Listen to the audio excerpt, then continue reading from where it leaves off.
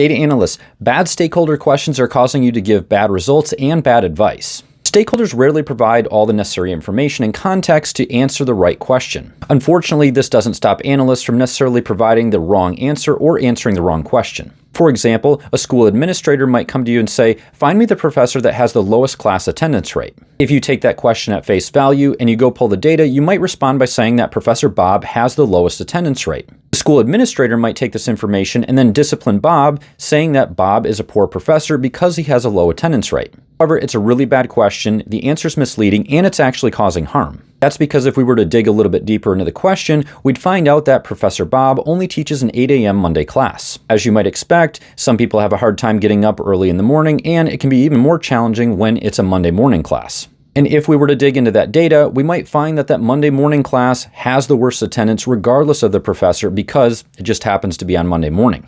But because the question wasn't asked properly, we gave an answer that's causing a lot of harm to Professor Bob. There's two big things that are wrong with this situation.